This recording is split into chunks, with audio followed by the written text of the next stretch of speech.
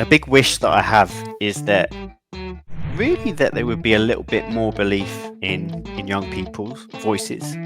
There's lots of research to show that it's more socially advantaged pupils who are the ones who get involved. And so there's a huge amount of information coming back on what their priorities are, what they're talking about. Huge year for democracy, huge year for elections across the world, the biggest year ever for elections.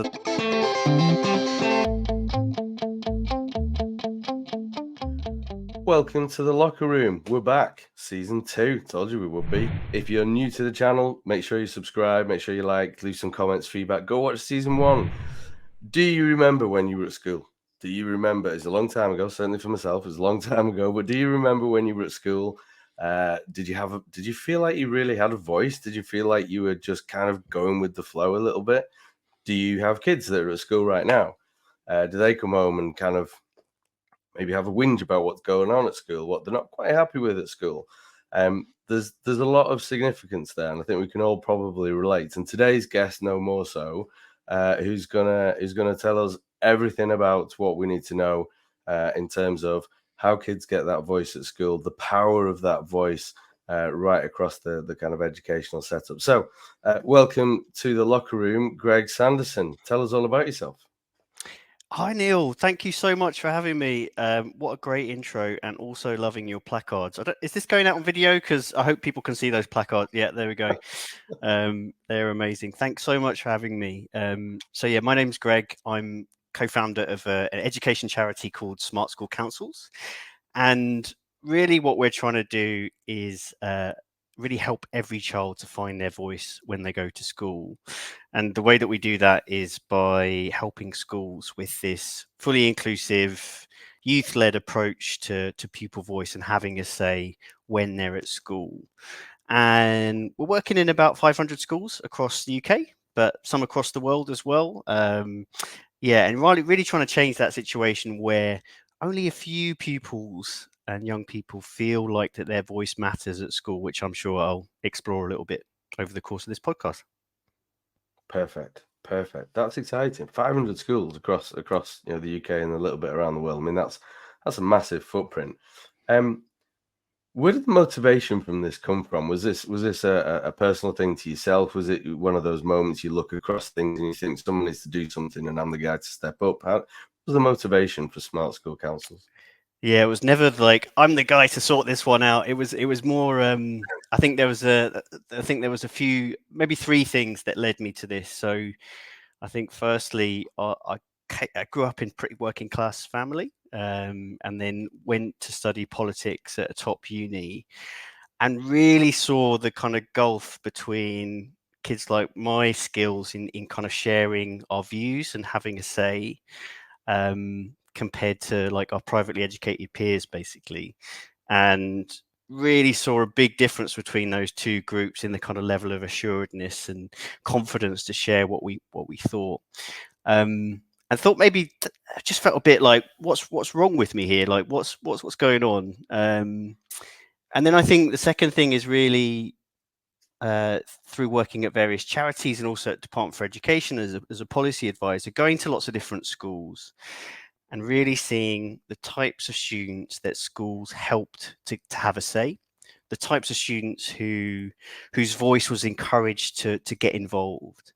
And typically it would be pupils who already had a lot of confidence, or maybe had pushy parents, or maybe had an interest already in the kind of democracy and politics and what's going on in the world. But there's lots of research to show that it's more socially advantaged pupils who are the ones who get involved. And I guess I didn't feel like I'm the guy to sort this out, but I did feel like that was a deep injustice. And, our schools really reinforcing some of the poor aspects of democracy, or are they challenging it? And I think it was probably the former rather than the latter. So, and the sort of final thing there was just thinking through, well, this really matters. Your ability to share and communicate well has a really profound impact on your life, really, your career and your relationships and your family life. And so I think those 3 things really helped me to kind of think we should probably do something here. And I guess none of that would have happened without my co-founder Asher, who's a really brilliant thinker who kind of helped come up with the approach. But yeah, I think it was those three things really for me. Wow, that's really quite interesting. I don't think I'd ever really looked at it in the sense of such a divide between the kind of children who are encouraged to take part, and maybe the reasons behind that. And you said a number of things in there, in terms of the difference between privately educated students, maybe the class of students who are invited to participate. Fundamentally, why do you think that is? Is it easier for schools to address what are probably not the same scale of problem or challenge for the slightly more privileged maybe than those who aren't? Yeah, I think it's none of this is meant to kind of blame schools, because schools are really stretched. Teachers are amazing. They've got a huge amount on, and I'm lucky enough to have a brilliant team filled with teachers who I have a lot of respect for.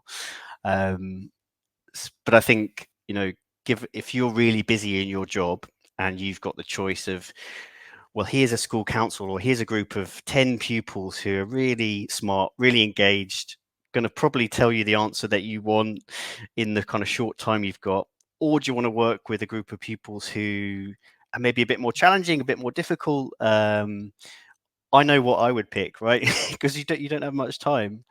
And so I think it's not meant, none of this is meant to blame schools.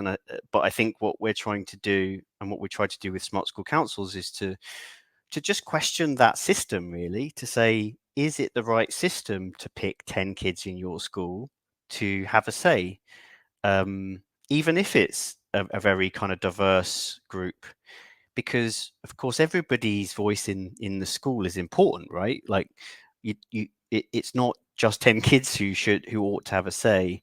And so what we're trying to do with smart school councils and our kind of group of 500 schools will tell you is that actually everybody's voice should be directly involved and should be practicing regularly how to share their view, how to challenge each other well, how to disagree, because these are skills in our democracy that I think are sadly being more and more challenged.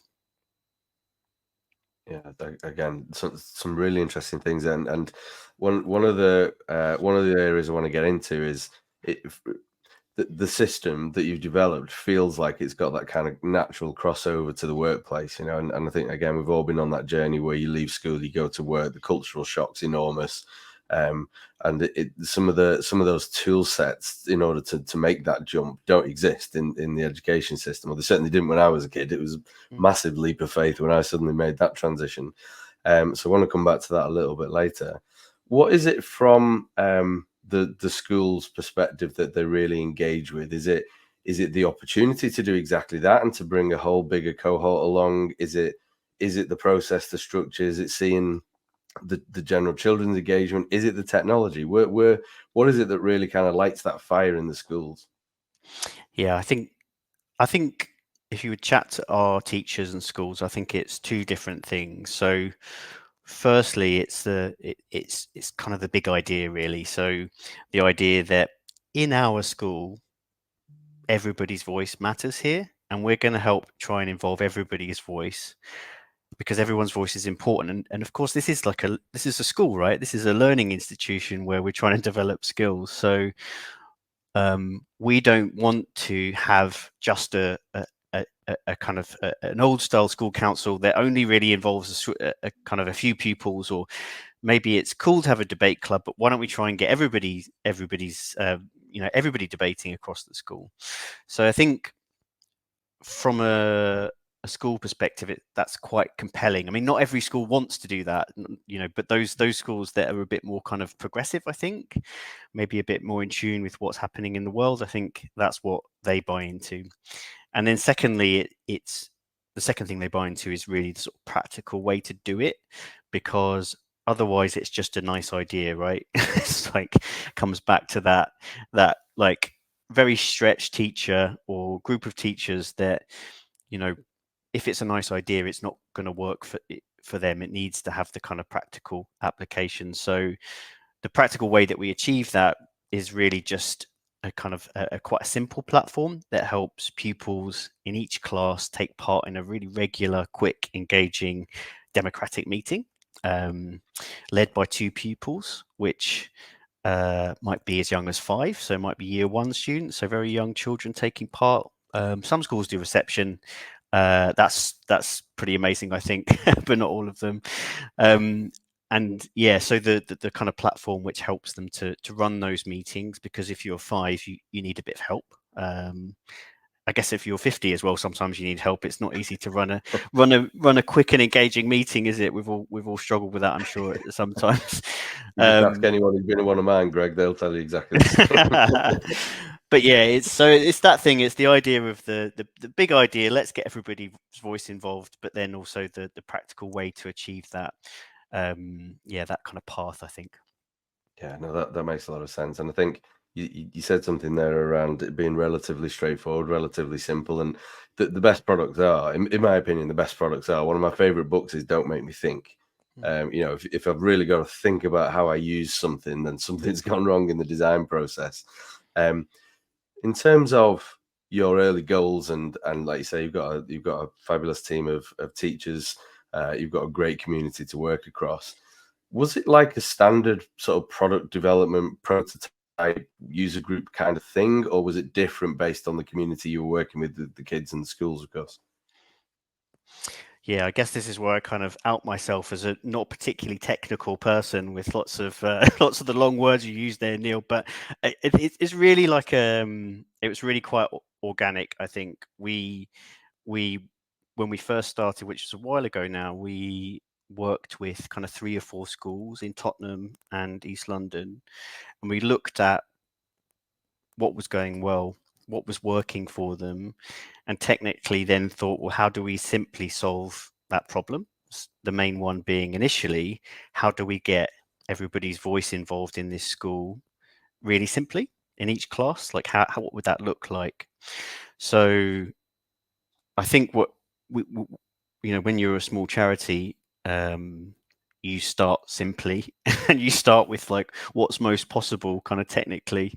And so we built our first kind of model or prototype in Google Forms, where we were trialing these class meetings, using the Google Forms like templates, which actually were like a really helpful first step to understanding how to do it, how to kind of guide very young children and kind of older students too through a process of helping everybody feel included in their class.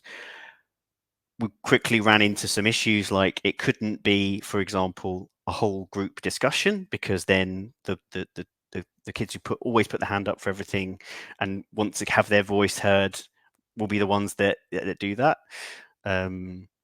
So we kind of quickly realized we needed to go into small groups to kind of engineer that and make sure that everybody felt like they had a voice, which was much more effective.